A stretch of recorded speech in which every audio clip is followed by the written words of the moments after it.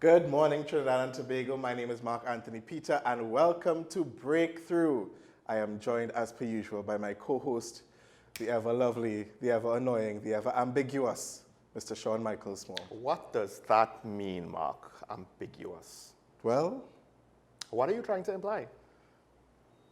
this right here, Folks, ambiguous all the time. folks, notice the difference in energy from my intro for Mark last week on Talking to You and his intro for me today. Just saying.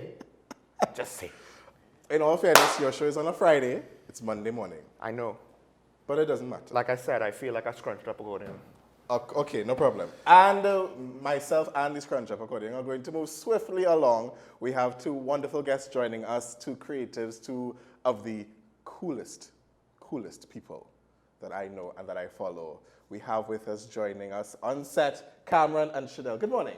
Morning, guys. How are you all doing this morning? Good.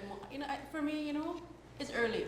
But, I'm here, I'm awake, I'm glad. Thank you. So, yeah, there's a thing about creative hours and... Night owl. yes. And I do appreciate you being here. Thank you so much. So we're going to get right into it. I wish I could still be a night owl. You could do it, It's just called lack of sleep and ill health slowly progressing down. We will, Not to put it down on we will keep Sean in prayer. Yes. All right. So first things first, to anyone who doesn't know, first of all, y'all are living under a rock. I'm sorry. But these people get a personal endorsement from me all of the time. In the creative industry, I consider them huge icons, right? In terms of don't agree? It's funny because when I call Digicel Murray, the legendary Digicel Murray, he's like, stop calling him that. But like, yeah, you're icon, right? He has a bias. That's okay. Apparently. That's okay. That's all right. Mr. Murray, apparently you are not his bias. You are going to get me in trouble. Moving swiftly along. So Kamron, creative, entrepreneur, film director, producer, multi-hyphenates that can go as long as the alphabet itself. Apologies, we did not include that in your lower thing. How did you, and may I say, Recess Podcast is back. So I'm very excited for that. You and Deidre doing your thing. Tell us, how are we here today? Okay, condensed version of the story. And if you guys really want the long version, I also talk about this on my podcast, so check it out. But basically, I was always a creative kid. I really liked music. That was my first creative love. And I was able to explore that in primary school. Going into secondary school, I joined a choir. We used to do musicals every year. And then I did performing arts in secondary school. I went to St. Joseph's Convent, San Fernando. And then actually Shurdelle and I, we joined our church's, we created our church's media ministry at that time in our youth department. That was when social media was now starting to become a thing. And that progressed from one thing to another. I'm really condensing it here. That's okay. But basically, I used to do a lot of personal projects, and I used to be taking my ideas from concept to fruition, execution, straight from one end to the other. And then I think about 2 years ago, my friend Joshua Regrello called me and was like, Kamron, I need you to produce my music video. And I was like, why do you think that I can do this? And then he's just like, I just know you can. And we did it. And I was like, oh, wow, this is something that I can actually do for people. Right. And that snowballed into being able to get more experience in the production industry, producing video, TV content. And then my friends and I, we established a production company. And in there, Recess happened as well. I started a podcast. I'm just like, how do I fit everything in? And it's a wild ride, but that's kind of the long and short of how I got to this point. I love that story. Now, Shurdelle, as a creative photographer and self-proclaimed, as I said, storyteller, right? How did we get here to the point where there's photography, and I know there's a lovely story of how you all met as well, which we got off air. But tell us about you a little bit. So for me, I was a persons, I never knew I was a creative. I think when you're in school, at least the point when I was in, again, I'm not that old, but when I was in school, if you didn't do art, music, or drama, like how she did it, like you didn't even like realize that you were creative. So for me, I can't sing, I can't dance. You know, like it wasn't any of those things. But for me, I had a very, like I love to see things a certain way. And I wanted to kind of show persons like, you know, like that as well as I love to write. And I wanted to find a way to like merge it and do both, you know? So for me, again, I kind of fell into it, meaning it wasn't something that I was actively like pursuing. It was just like something that came upon me. Okay. So for me, so in church, that was the first time, like you know, as Kams like mentioned, that I actually picked up a camera. Again, I didn't even know I was a photographer, but I knew they had a need and it had no one else. And I was like, and I was very excited and very like curious about it. So I picked it up in 2010 and it's 2024 and I didn't like, I never like put it down, you know? So for me, that is how I kind of like fell into it. And again, I just have a big passion for like helping persons see what I see. Okay.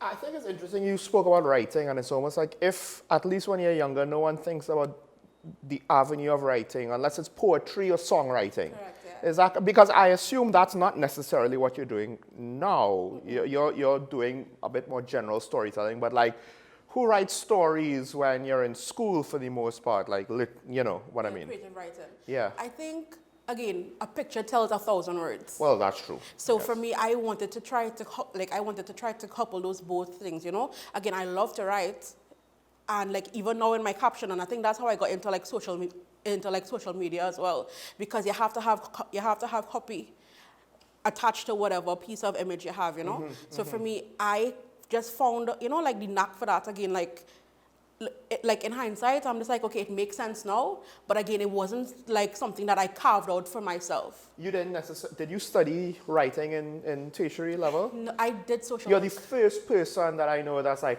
I have to have copy. Like, that's not a term that the wannabe social media influencer randomly is going to pick up on. It's important because, again, some persons are visual, but I understand that some persons, like, they cling on to words. So I'm trying to capture as much of my audience as possible. No, I just found it was interesting that you have a grasp of the technical aspects of it that not a lot of people would have. The fact that you said copy. The fact that you said copy was like, that's the kind of thing that was like, you know, a little gleam in my eye. I was like, Now, the interesting thing about both of your stories, I get a sense that you all have some sort of a strong grasp of who you are, what you want to do. We're still always figuring it out as the years go by. We're still growing and everything. But there seems to be like some sense of security in your identity as individuals. But I want to broaden the conversation a little bit and talk about the overall creative identity, of the creative industry in Trinidad and Tobago on a whole. So I do believe that before COVID, it went through like a kind of a feeling out process. There were some things happening, and then COVID kind of propelled it. But I guess the question is, does the creative industry in Trinidad and Tobago have an identity? That's part one. And part two is it a case where we are able to identify ourselves, or do we wait for outside to identify who we are? I'm trying to stick Kamron first. Oh, wow. Y'all trying to have some seriously loaded conversation here this early Monday morning. Welcome to Breakthrough. Yeah, boy. Okay. First of all, let me do a quick little disclaimer. Everything that I say in this conversation here is very much opinion-based. On my personal observations, my personal thoughts, my personal experiences. I'm not stating anything as fact. Don't come for me. Okay, great. So, in terms of, and the thing is, all of these thoughts that I'm going to express here today are also thoughts that I'm processing. I'm very fluid in my thinking. I'm able to think one thing, and if something presents itself, another opinion or perspective presents itself, I can adjust. So, if I believe that we have a creative identity, I think we do. I think our creative identity as Trinidad and Tobago is heavily linked to Carnival as well, because I feel like that is one of our larger, more developed, and also like of our creative expression. And it's a big industry as it pertains to creativity, and I think it's the one that has been around the longest, or in that way, structurally has been around like It's the a more longest. organized view of it, in a sense. So I think that our creative identity is heavily tied to Carnival, and then the industry itself, I think, is fairly developing. Okay. I still think we're a young industry. I think that because I think about this all the time in terms of there were always people doing like media. Like there were people telling the news, there were people doing journalism, there are people who took the pictures when cameras came out. Like, and I always think about how we always say, you know, the industry is so like it's a baby or it's now developing, but I also think about the people that were there from the jump. So I'm not sure how I want to phrase that particular statement, but I think it's moving from minority to a little bit more than minority. I'm not going to say majority. I definitely think it is developing, and I think as we are developing, we are establishing our identity. I think it's a challenging task because of the identity challenges that we face as a nation regardless. Okay. So just the general overarching. I think that we are so multicultural and so diverse that sometimes it's hard to pinpoint who we are. And I don't know if that translates into the creative industry as a result, but I think that could possibly pose some challenges if we're really trying to identify ourselves.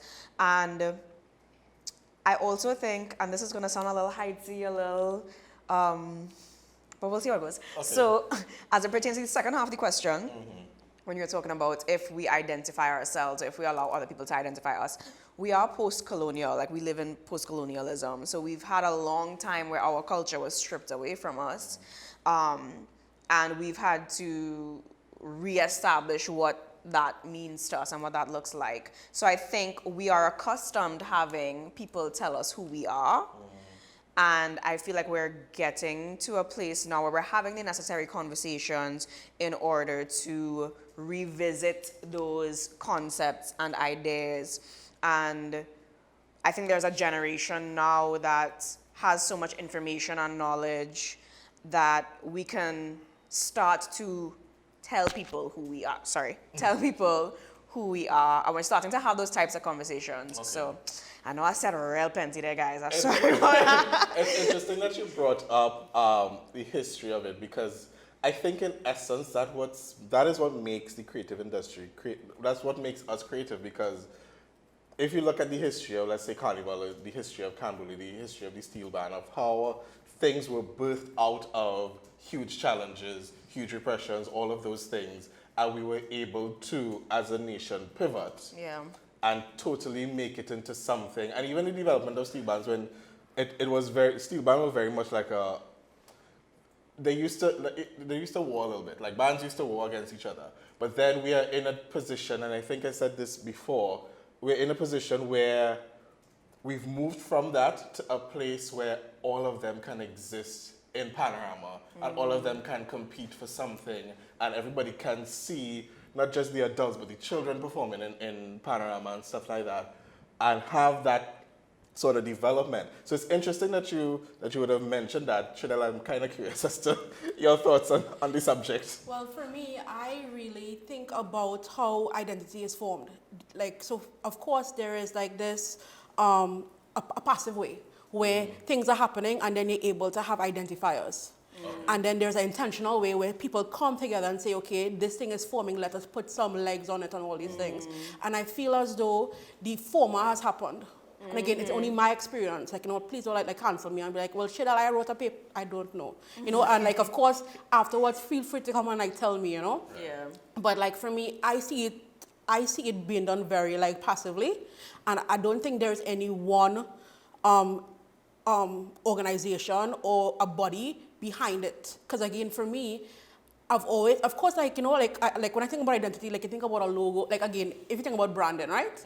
Like, you know, like you have a logo, you have a brand kit, all these things, and I think about the like the creative identity in Trinidad and Tobago, and I feel as though there is no like specific thing that you could like point out.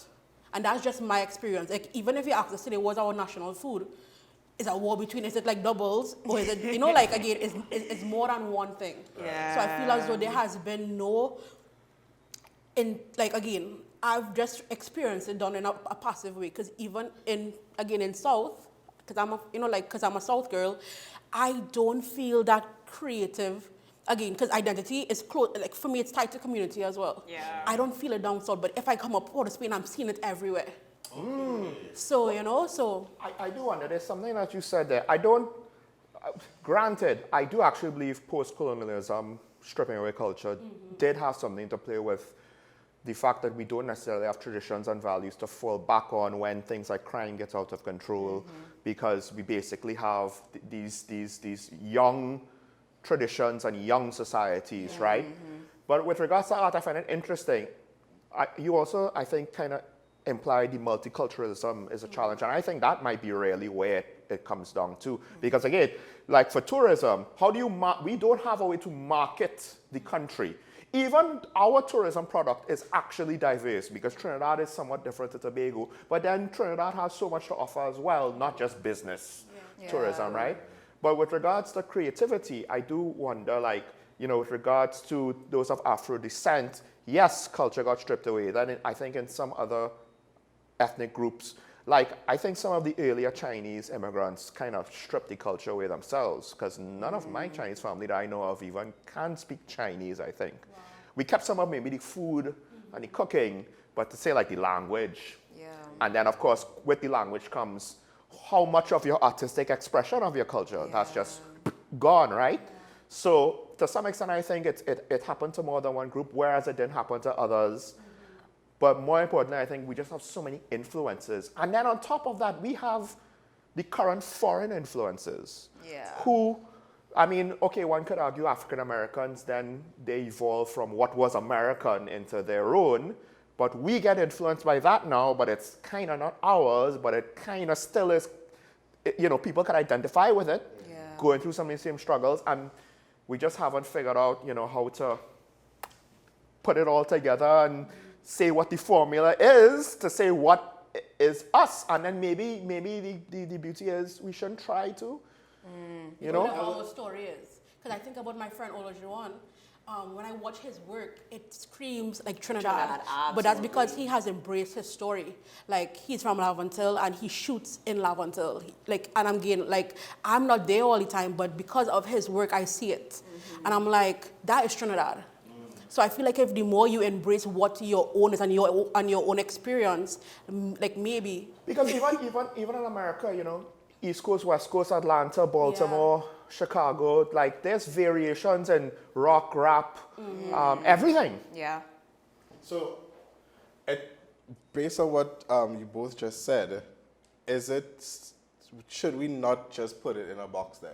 Is there not a formula? Because there's a case where if I present a piece of art or a piece of work and it's relating to me and my experience, then I think it will translate more because I'm being authentic to myself. And then people will say, okay, yes, I believe you, as opposed to someone who's creating something outside of their own experience and trying to, I'm going to use this word very lightly, trying to mimic or trying as best to represent what they think the whole is.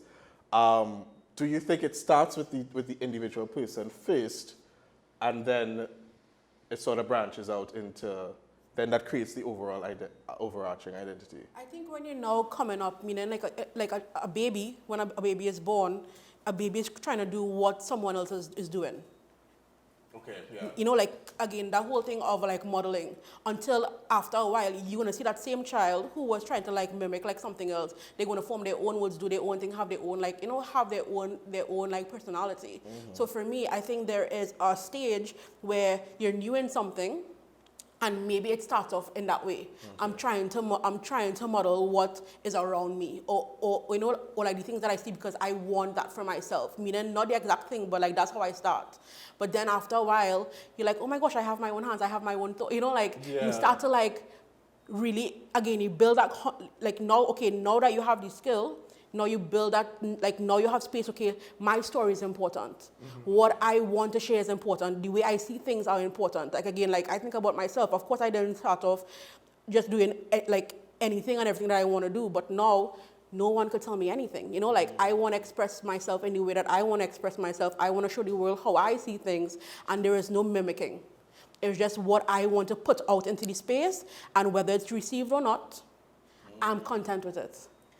And I think that that's why it's important, and like to add to that, I think that's why it's important for us to tell our own stories.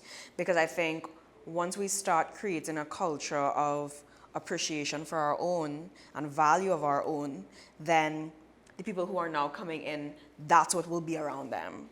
So they learn that from the jump. They learn that our stories are important as well, or even more so. And that's kind of why we do what we do, and why I personally do what I do. I want to be able to showcase and create a platform for our stories to be told in a way that's authentic. And I know, like, why don't we have Caribbean cartoons? Like, why are kids growing up with American and British accents?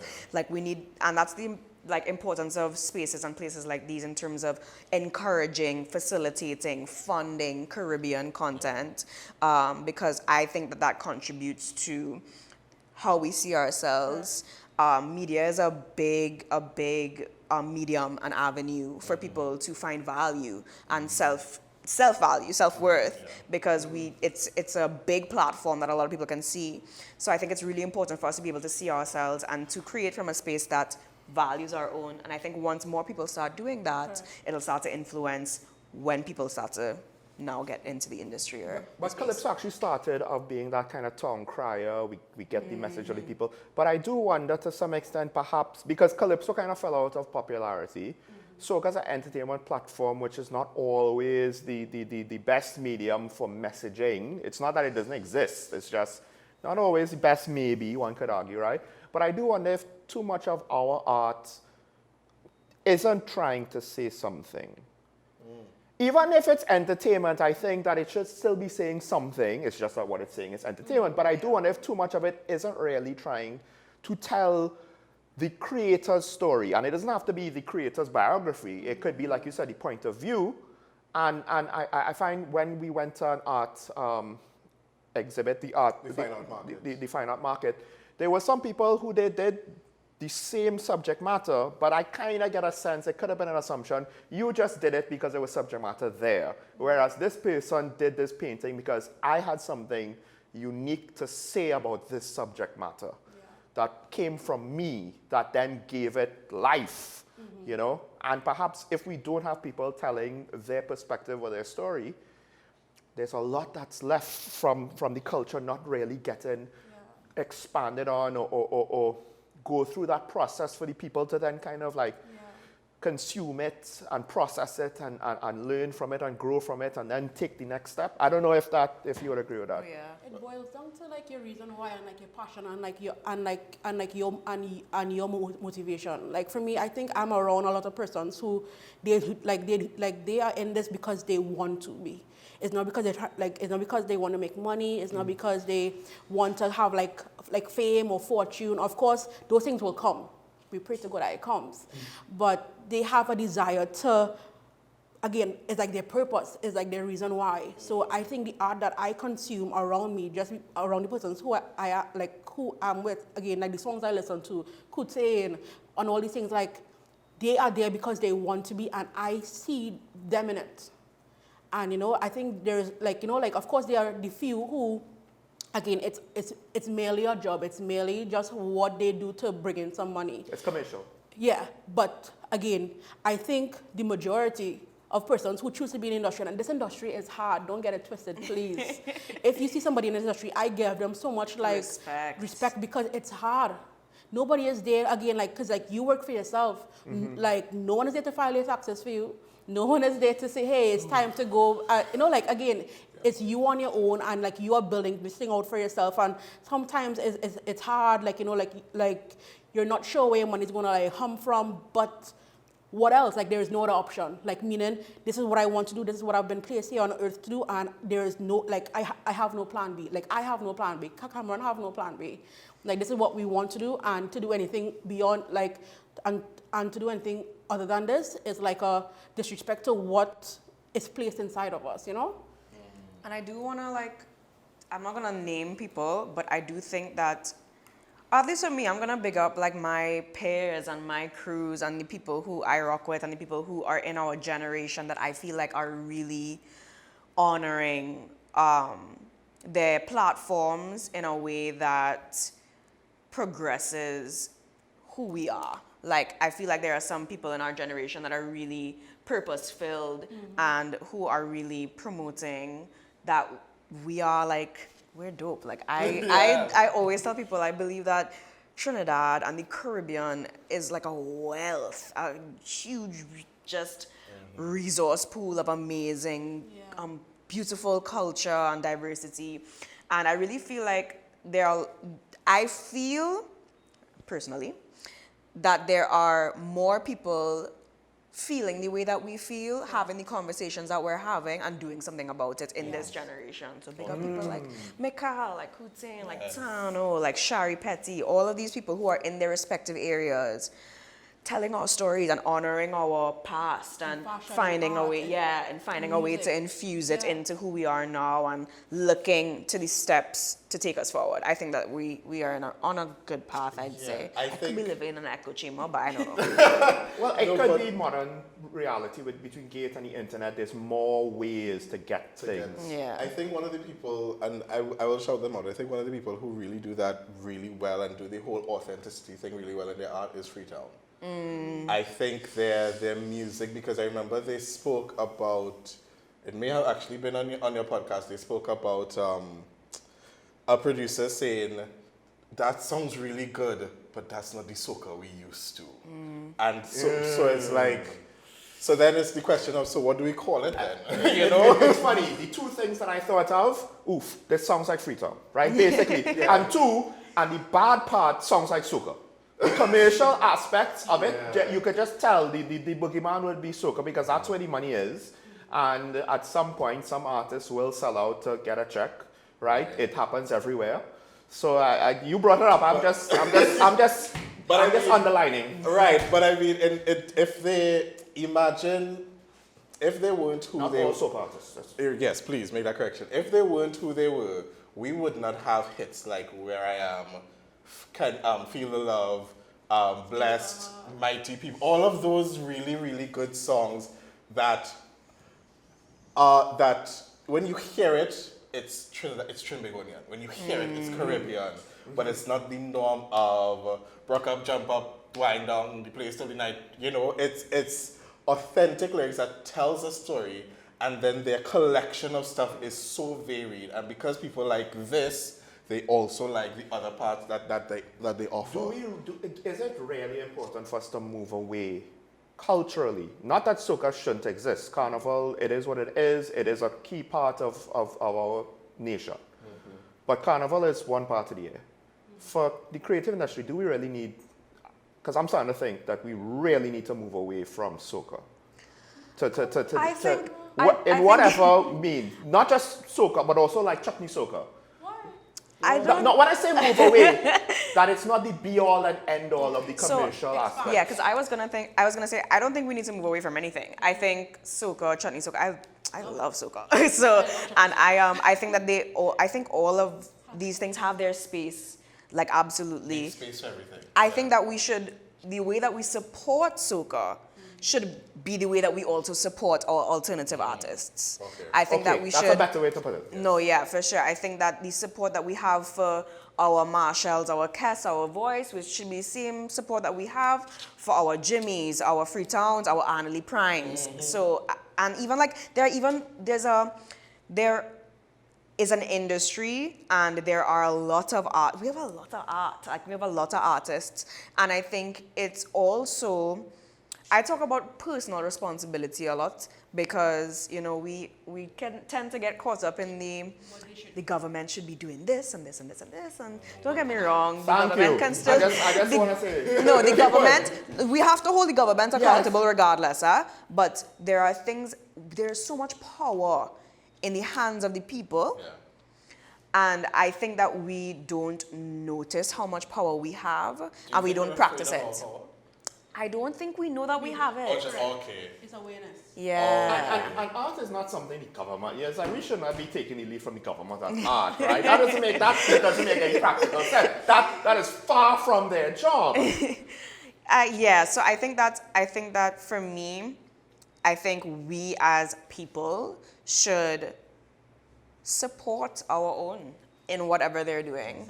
It's so, I think support local has become cliche, but... When we went to the fine art market, that's all I was telling them. It's like, look, we could have our own illustrations and paintings, and why do we need to import cheap print copies of blah, blah, blah, blah. Yeah. And then, like, part of it is, you know, what is our national food? What is our identity? How do we market the island? But then also, part of that is the artwork of the culture, not just the past, but the present that we present to the tourists. Why else are you coming here if we look like, you know, Caribbean island generic number 42? Like, it doesn't matter then, right? We are unique.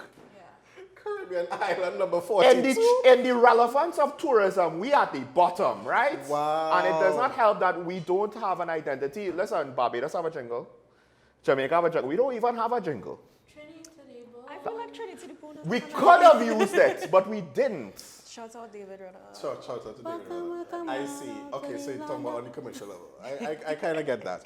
But I think to sort of sum this all up, I think what we're really speaking to is the power of authenticity, especially for artists, especially as a people, as Trinbagonians. Being as authentic, because everything will come after that. Because I'm going to say it again. I've said it on Sean Show. I've said it on this show. Sometimes your rewards are as pure as your intentions. And I think that they are somewhat directly correlated. And even if the rewards are only for a moment, you can say, I was able to do this without betraying myself. Yeah. I was able to do this without betraying my people, my culture. Even though there may be people who, as Sean mentioned, he's not sure about how many of his family members didn't check. Like, I know for a fact, I have Venezuelan lineage. My grandmother refused to learn Spanish. Wow. And that was like a choice. She was like, I don't want to do it. I think it was to get them to learn English and integrate. Yeah. Yes. So I think there's something to do with authenticity and just knowing that. And I would say even expand the box. Like, the identity does not need to be organized and fit. Sometimes it's just like throughout the year. Sometimes it comes in seasons. There's Carnival, but we also have a Christmas culture. We also have a July, August culture. We also have certain cultures throughout the year, and we need to make space for all of them. Thank you so much for joining us this morning. It was a great conversation. I hope you all enjoyed yourself. Having us. Yeah, for sure. It was a pleasure. Throw them at the deep end. Yeah, like you guys really just like, whoop. So be sure to catch Kamron and Shurdelle. Follow all of their social media. Where can we reach you? You guys can follow me at Kamron, KAMRON.ETC on Instagram. And you can follow my podcast at Recess, RECESS, with WITHDK on Instagram, TikTok, YouTube, everything. That's what You could follow me. I have a very weird name, so at Shurdelle. At Shurdelle. At Shurdelle. Unique. My name is very unique. Yeah, there was no fight. No, at Shurdelle. Great, lovely. Ladies and gentlemen, thank you. This was a wonderful discussion. My name is Mark Anthony Peter. This is Sean. We'll be right back. Don't go anywhere.